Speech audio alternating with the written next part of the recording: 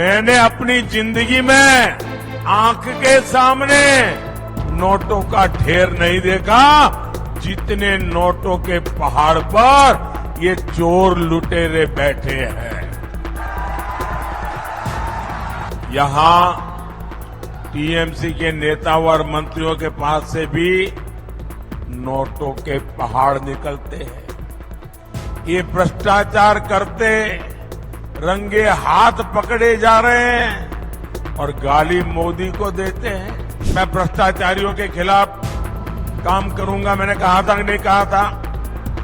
मैंने 2019 में कहा था ना कि मैं भ्रष्टाचारियों को एक एक करके पकड़ूंगा, कहा था कि नहीं कहा था? और 24 में कह रहा हूं, मैं ये भ्रष्टाचारियों का जीना जेल के बाहर रहने नहीं दूंगा। आपको एक और गारंटी दे रहा है, 4 जून के बाद नई सरकार बनते ही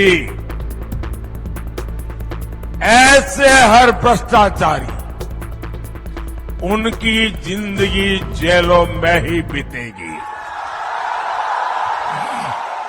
नोटों के पहाड़ मिल रहे हैं, नोटों के पहाड़। आपने देखा है कि नहीं? टीवी पर नोटों के पहाड़ देखे हैं ना?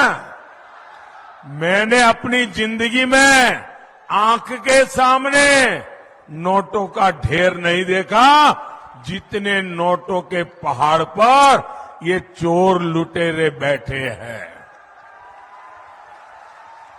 यहां टीएमसी के नेता और मंत्रियों के पास से भी नोटों के पहाड़ निकलते हैं। ये भ्रष्टाचार करते रंगे हाथ पकड़े जा रहे हैं और गाली मोदी को देते हैं। मुझे बताइए भाई, क्या मैंने देशवासियों से कभी कुछ छिपाया है क्या? मैंने 14 में कहा था ना, मैं भ्रष्टाचारियों के खिलाफ काम करूंगा, मैंने कहा था कि नहीं कहा था? मैंने 2019 में कहा था ना कि मैं भ्रष्टाचारियों को एक एक करके पकड़ूंगा, कहा था कि नहीं कहा था? और 24 में कह रहा हूं, मैं ये भ्रष्टाचारियों का जीना जेल के बाहर रहने नहीं दूंगा। आप बताइए साथियों, आपको लूटने वालों के साथ मोदी ठीक कर रहा है कि नहीं कर रहा है? ठीक कर रहा है कि नहीं कर रहा है? मुझे करना चाहिए कि नहीं करना चाहिए? पूरी ताकत से करना चाहिए कि नहीं करना चाहिए? ये लोग गालियां दे तो भी करना चाहिए कि नहीं करना चाहिए? ये झूठे आरोप लगाए तो भी करना चाहिए कि नहीं करना चाहिए? आपके लूटने वालों पर चोट होनी चाहिए कि नहीं होनी चाहिए? मोदी आज आपको एक और गारंटी दे रहा है, 4 जून के बाद नई सरकार बनते ही ऐसे हर भ्रष्टाचारी उनकी जिंदगी जेलों में ही बीतेगी।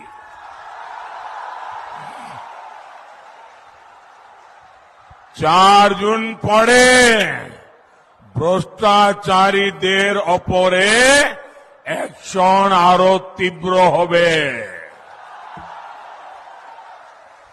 और ये जो लूटा हुआ पैसा मोदी पकड़ रहा है ना, ये पैसा उन पीड़ितों का जिनसे उन्होंने लूटा है। मेरी कोशिश है कि वो पैसे उनको वापस मिले, और इसके लिए मोदी रास्ता खोज रहा है। भाइयों बहनों, बंगाल की जनता ने इस बार टीएमसी को साफ करने का पक्का मन बना लिया है। इसके रुझान आने शुरू भी हो गए हैं, और इसी के साथ टीएमसी की बौखलाहट भी बढ़ती जा रही है। जिन्हें पहले कभी किसी ने पूछा नहीं, मोदी आज उनको पूजा करता है, पूजा करता है। वो सदियों से वंचित रहे हैं, मोदी उन्हें वरीयता देता है। आज गरीब हो, दलित हो, पिछड़े हो, आदिवासी हो, मोदी ने सभी को अपनी योजनाओं का लाभ पहुंचाया है। पक्का घर सभी को मिला है, कोई भेदभाव नहीं किया। टॉयलेट और गैस कनेक्शन सभी को मिला, मोदी ने कोई भेदभाव नहीं किया। आप मुझे बताइए, मोदी जो मुफ्त चावल देता है, क्या कभी कोई भेदभाव किया है क्या? मोदी ने आपका बैंक में जो खाता खुलवाया, क्या उसमें कभी भेदभाव किया है क्या? साथियों, मैं जानता हूं कि पुरुलिया के आप लोगों को किस तरह जल संकट का सामना करना पड़ता है। ये जल संकट हमारे गरीब, दलित, पिछड़े, आदिवासी भाई बहनों का जीवन और मुश्किल बना देता है। मोदी की कोशिश देश के हर घर तक नल से जल पहुंचाने की है। माताओं बहनों, मुझे हर घर में नल से जल पहुंचाना है। पिछले 5 साल में 12 करोड़ से ज्यादा घरों को 12 करोड़ से ज्यादा घरों को हमने नल कनेक्शन से जोड़ा है। लेकिन पुरुलिया जैसे इलाकों में टीएमसी सरकार इस अभियान को आगे बढ़ने नहीं दे रही है। उत्तर प्रदेश जैसे राज्यों में जहां भाजपा की सरकार है, वहां डेली, हर रोज अलग अलग गांवों में, अलग अलग इलाके में 30,000 घर, एक दिन में 30,000 घरों को नल का कनेक्शन दिया जाता है। इतना बड़ा काम हो रहा है। उसके सामने बंगाल में एक दिन में सिर्फ 5,000 घरों में काम होता है, क्योंकि टीएमसी वाले करने देना नहीं चाहते, उनके तोलाबाज करने नहीं देना चाहते। टीएमसी सरकार से यहां विकास की कोई उम्मीद नहीं लगाई जा सकती। साथियों,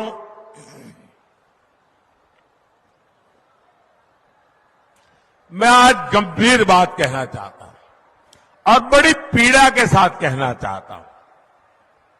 आप जानते हैं, स्वामी विवेकानंद जी जब विदेश की धरती पर गए थे, जब वो भारत की बात करते थे, तो लाखों लोग उनके भक्त बन गए थे।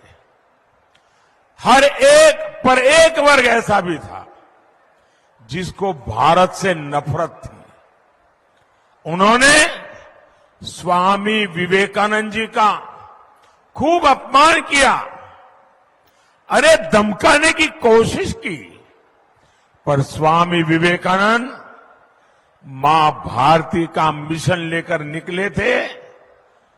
वो कहां डरने वाले थे। आज ऐसा ही बंगाल की धरती पर हो रहा है। चुनाव में बंगाल के लोगों को डरा